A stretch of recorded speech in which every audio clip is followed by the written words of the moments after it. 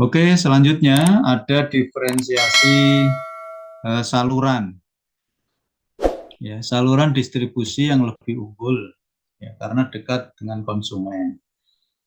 Contohnya membuka counter lebih banyak, gitu ya. Jadi saluran distribusinya harus cepat, itu ya. Kalau perbankan ya, yang hari ini sampai ke pelosok-pelosok lebih, BRI misal, itu kan dia membuat diferensiasi saluran, ya.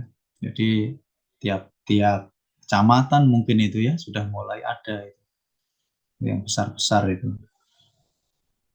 Ya, sudah ada apa namanya kantor-kantor dibuka. Belum yang nanti ada kantor-kantor yang sifatnya kantor kas atau kantor layanan dan seterusnya. Ya, mendatangi konsumen atau dia bentuknya begitu langsung.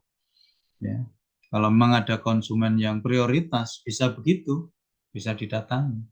Ini akan membuka apa namanya rekening yang banyak di sebuah instansi A, ya pasti nanti banknya akan datang. Bisa seperti itu. Ya, itu namanya diferensiasi saluran.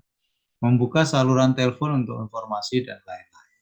Ya, jadi untuk mempercepat buka hotline hotline khusus sehingga lebih cepat nanti ya dan lebih dekat dengan konsumen.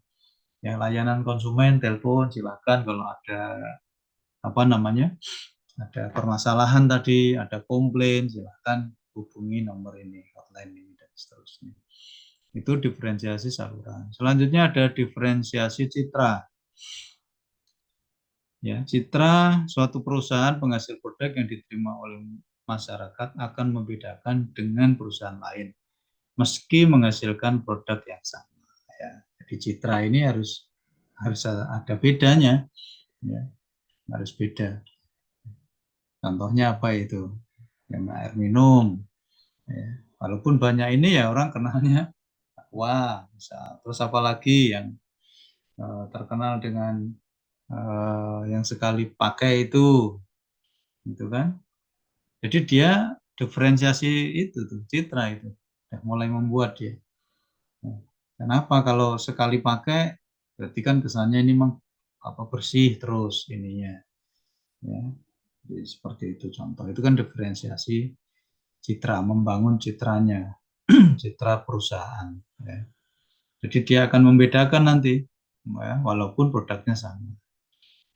Ya, kemudian yang teh, apapun makanannya, minumannya, nah itu kan citra itu ya, sehingga orang, oh udah, kalau udah ini teh ya ini, walaupun dia eh, banyak banyak bohongnya ya, namanya teh kotak tapi kemasannya apa itu botol, kan? Ya teh botol sosro tapi ada kotaknya itu juga itu ya. Oke, ya itu ya teman-teman tentang dimensi diferensiasi pasar. Selanjutnya identitas dan citra yang tadi kita sampaikan. Identitas adalah berbagai cara yang diarahkan perusahaan ya untuk mengidentifikasi dirinya atau memposisikan produknya. Ya. Jadi membangun cara bagaimana perusahaan ini mengidentifikasi dirinya. Ini ada identitasnya, ini loh identitasnya. Memposisikan produknya. Citra adalah persepsi masyarakat terhadap perusahaan tersebut, gitu ya. Perusahaan merancang suatu identitas, ya, positioning untuk membentuk citra di masyarakat. Namun citra yang dipersepsikan masyarakat mungkin bisa berbeda. Nah, itu. Ya, identitas nanti bisa apa? Lambang, ya, logo dan merek perusahaan agar konsumen lebih mengenal. Itu ya, contohnya begitu.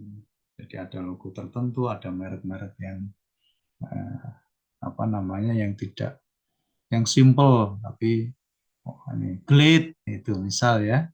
Kalau udah Glade itu berarti itu udah yang semprotan ruangan yang ini itu. Nah, itu contohnya itu. Buat lambang-lambangnya yang menarik, yang bagus.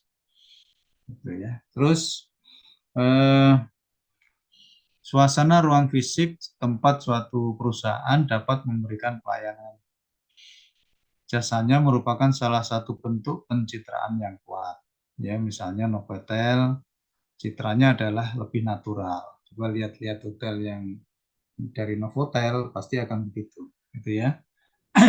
Kemudian banking hall bank, ya kas bank begitu. Jadi hallnya ya pasti akan begitu yang besar-besar itu. Nanti ada ruang tunggu, ada bentuk-bentuk ada yang apa namanya untuk pelayanan, kemudian ada ruang tunggu. Ya, bentuknya seperti itu banking hall. Ya itu adalah identitas dan citra.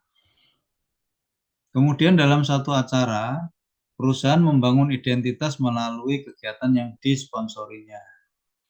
Ya, contoh, ada kegiatan olahraga, maka dia produk minuman yang berenergi masuk di sana menjadi sponsor. Itu ya, contohnya gitu. Pocari Sweat, terus apa lagi itu? Maizone, itu ya, itu bisa menjadi sponsor untuk produk-produk pertandingan olahraga, atau rokok untuk festival musik dan seterusnya. Ya, ternyata positioning sebuah grup band atau penyanyi tunggal akan menentukan lama tidaknya grup tersebut diterima pasar. Tuh, jadi positioning identitas citra akan menentukan. Ya, walaupun sudah lama, ya, tapi ini masih dikenal kan proses. Ya, misal gitu.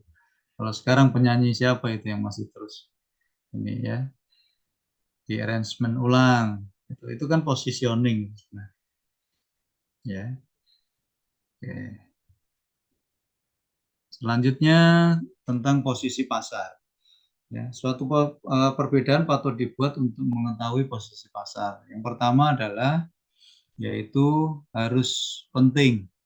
Ya, perbedaan yang dibuat agar posisi pasarnya kita bisa peroleh, ya penting. Manfaat penting bagi cukup banyak pembeli. Jadi produk yang dihasilkan itu dirasa penting, itu loh.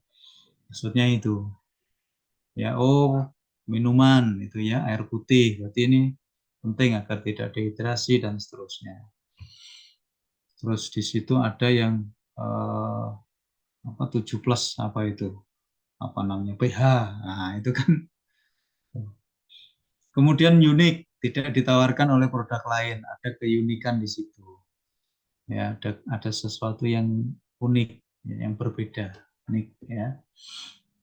Contohnya apa? Rolls Royce itu kan ada bentuknya yang berbeda dengan apa di dalamnya dan seterusnya. Unggul, lebih unggul dibandingkan produk yang lainnya meski manfaatnya sama. Ya, unggul di bidang apanya nih yang lebih unggul? Ya, lebih segar misalnya. Oh. Kemudian dapat dikomunikasikan. Perbedaan mudah dilihat dan dirasakan manfaatnya. Oke. Jadi produk yang kita hasilkan harus bisa dikomunikasikan. Oh ini handphone ini Pak Bu ini apa namanya fiturnya atau perangkat yang ada di dalamnya seperti ini, gitu ya, kelebihan-kelebihannya dan seterusnya. Kemudian mendahului perbedaan yang tidak mudah ditiru. Ya, pada saat nanti orang bikin, nanti sudah bikin lagi ya, mendahului dari pesaingnya, itu ya, irit bahan bakar, gitu kan, dengan teknologinya saat itu. Nanti ditiru, tapi nah tidak mudah, perlu waktu yang lama, gitu ya. Terus nanti apalagi yang berbeda. Kemudian terjangkau, ya pembeli mampu membeli produk yang ditawarkan, tidak mahal tapi sesuai dengan segmen yang dituju. Kemudian menguntungkan, perusahaan dapat mendapat laba dengan menjual produk tersebut. Ya, tentu saja ya. Jadi itu yang harus dibuat. Oke, yang terakhir ya, ini contoh kita gagal dalam menentukan nilai beda. Ini ada case ya di ya Westin Stamford Hotel di Singapura mengklaim merupakan hotel tertinggi di dunia. Dia mengklaim begitu. Ya, untuk membuat pasarnya agar tinggi, adanya perbedaan dalam membangun nilainya, citranya, tapi tidak lama dibangunlah hotel-hotel baru yang lebih tinggi, gitu ya. Burj Khalifa, itu sekarang kan yang tertinggi. tapi nanti akan terus hadir dengan yang lain. Ya. Jadi kalau itu mudah, kalau yang tentang tinggi apa itu lebih mudah. Mungkin ada yang apa yang membuat beda gitu ya. Kemudian foto Polaroid tahun 90-an, mungkin yang sudah tahu, foto Polaroid itu sekali klik langsung jadi dia. Ya, mampu membuat itu. Ya. Pada tahun 90-an oke, belum ada yang punya ya. Dia masih posisi pasarnya masih luar biasa. Ya, kita mencari yang apa namanya langsung jadi. Kemudian kurang berhasil kenapa? Karena keluar kamera digital, ya digital dan handycam, muncul handycam video itu, ya kamera-kamera yang bentuknya digital, klik gitu kan, ya. Kemudian tahun 2000-an sudah tergantikan lagi, ya yang dulunya HP itu hanya sebagai terima apa namanya, belum ada WA, SMS dan telepon saja. Itu tahun 90-an. Tahun 2000 sudah mulai ada fiturnya. Foto depan, sekarang sudah depan belakang, sudah bisa diputar, dan dulu masih pakai yang tombol, sekarang sudah touch screen, ya, dan seterusnya. Ya. Ke depan apalagi nanti, ini akan ada perubahan-perubahan. Ya, itu tentang diferensiasi, kemudian identitas citra dan posisi pasar. Ya, demikian ya teman-teman untuk materi yang saya sampaikan di pertemuan kelima ini. Silahkan, masih ada waktu ya, kurang lebih 15 menit kita untuk bisa sharing. Ya, silahkan. Ada yang mungkin bisa disampaikan, ditanyakan.